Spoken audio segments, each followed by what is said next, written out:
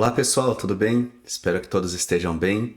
Hoje é sexta-feira, 14 de junho de 2024, passando aqui no canal para atualizá-los sobre a revisão da vida toda. E eu verifiquei nos comentários do vídeo anterior que muitas pessoas perguntaram sobre a entrevista do ministro Barroso, presidente do Supremo Tribunal Federal, que aconteceu no dia 10/6, último dia 10/6, ainda essa semana, no Roda Viva. Ele foi entrevistado, fizeram muitas perguntas e chegaram num questionamento sobre insegurança jurídica. Então eu vou mostrar para vocês um trecho do vídeo que ele fala sobre isso e depois eu vou comentar com vocês algumas questões importantes. Gostaria de agradecer a sua presença. Sejam muito bem-vindos a mais um vídeo do canal. Meu nome é Alex, eu sou advogado previdenciarista aqui na Advocacia Gasparotto. Já aproveita essa oportunidade, faça um convite para você que ainda não é inscrito no canal. Aproveite, se inscreva, ative as notificações, porque assim, toda vez que eu publicar um conteúdo novo, você será notificado. Pessoal, eu vi toda a entrevista do ministro Barroso lá no Roda Viva e teve um trecho do vídeo que ele entrou no ponto ali que ele tratou sobre insegurança jurídica, sobre a aplicação dos efeitos da decisão do Supremo, a partir de quando deve surtir efeito as decisões lá no tribunal. Inclusive, enquanto ele estava comentando, ele foi questionado sobre a revisão da vida toda. Então eu vou mostrar o vídeo aqui para vocês, somente esse trecho, acompanhem comigo e depois que terminar esse trecho eu volto para fazer um comentário com vocês. Portanto, nenhum desses dois exemplos eu acho que são exemplos de exercício. O senhor também não vê insegurança jurídica nessas mudanças de decisões e de linhas a depender do vento? Não, insegurança jurídica não. Insegurança jurídica teria se mudasse para trás. Ninguém mudou para trás, estão mudando para frente. E a insegurança jurídica no Brasil, que é um pouco uma lenda, mas tem um pouco de lenda e um pouco de realidade. Eu acho que existem duas grandes áreas no Brasil em que há efetivamente insegurança jurídica, talvez três. A primeira é a tributária.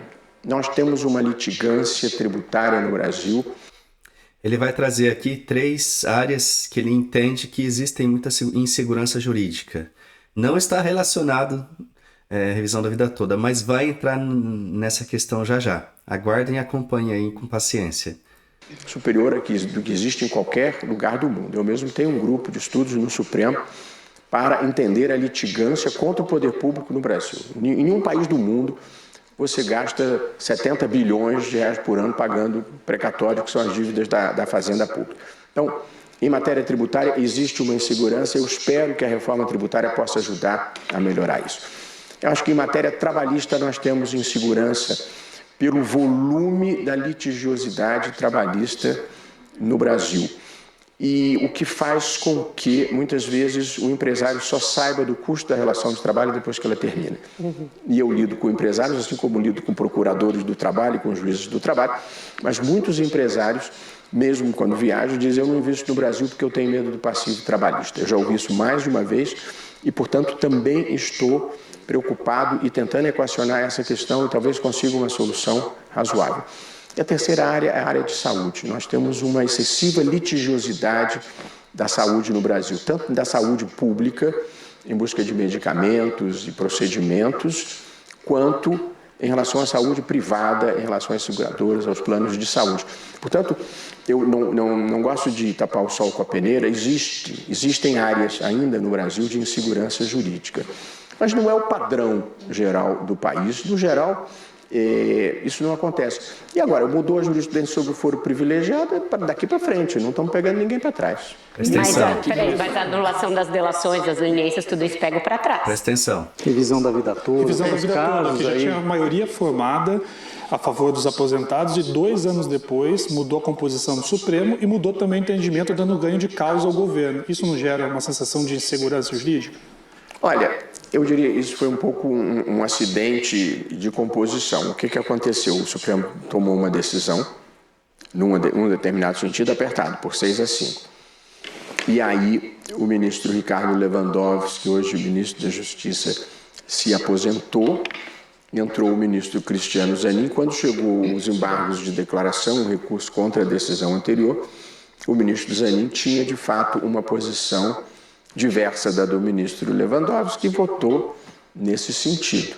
Portanto, eu não sei se eu chamaria de insegurança jurídica, mas houve uma mudança de entendimento no tribunal, como acontece em qualquer tribunal do mundo. Mas houve essa circunstância de que foi uma mudança muito rápida e ainda no curso do julgamento. Não é um padrão, mas aconteceu. Eu chamaria de um acidente que poderia ter acontecido em qualquer lugar do mundo. Na Suprema Corte Americana, quando mudou a composição, eles reformaram Roe versus Wade. Acho que foi uma péssima mudança. Porém, é uma circunstância de ter mudado a composição do tribunal. Faz parte da Diga, Carol. Ministro, e teve uma mudança que também não veio seguida de uma mudança tão substanciosa da formação do tribunal, que eu acho que se insere nesse capítulo de mudanças ao vento. Existiu uma repercussão geral. A partir daqui, eles não tratam mais dessa questão. Mas foi bom, foi positivo, né, eles terem tocado no assunto. A repórter logo em seguida ela fez outra pergunta e saiu dessa questão. Pois bem, vocês ouviram com as próprias palavras do ministro Roberto Barroso sobre insegurança jurídica. Por que insegurança jurídica? Deixa eu explicar certinho para vocês, para facilitar o entendimento.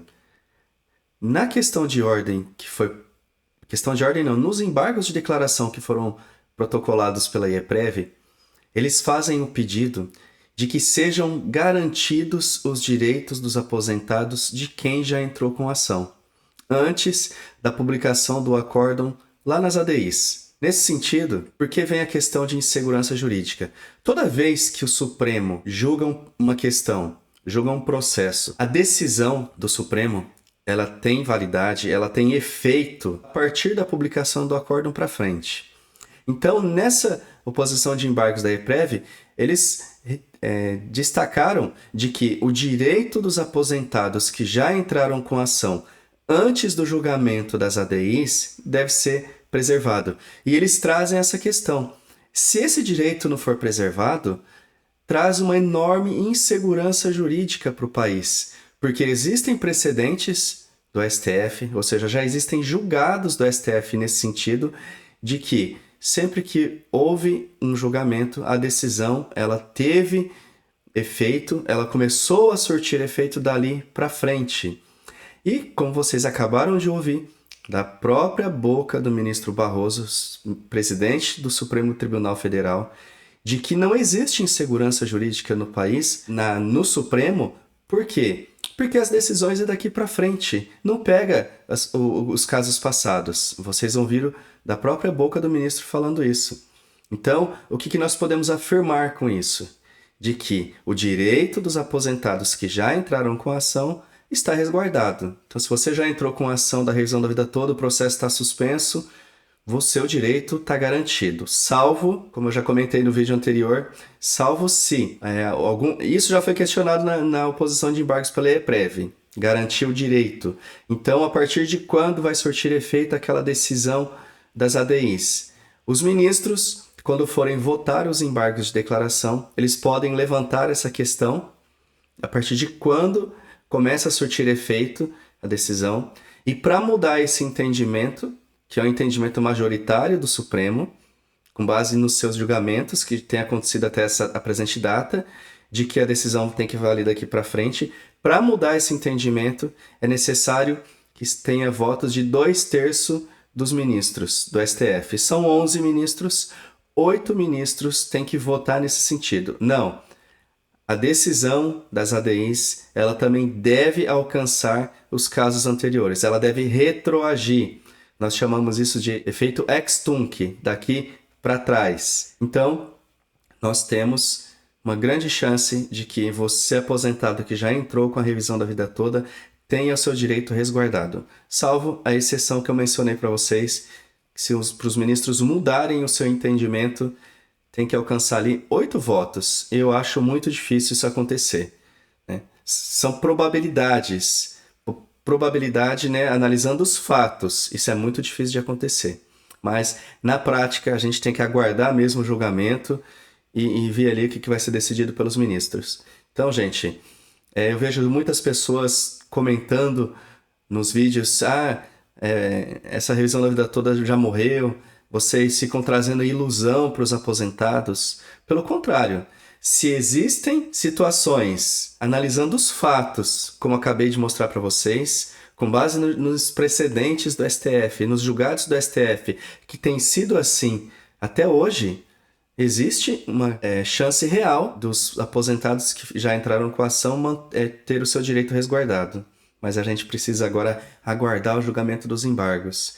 E uma questão que o ministro Barroso falou também ali, que vocês ouviram, é de que a revisão da vida toda, o que aconteceu foi um acidente de composição da Suprema Corte. Concordo com ele, eu só não entendi muito porque ele quis dizer um acidente, mas concordo. Mudou, o ministro Ricardo Lewandowski se aposentou, ele era favorável à tese.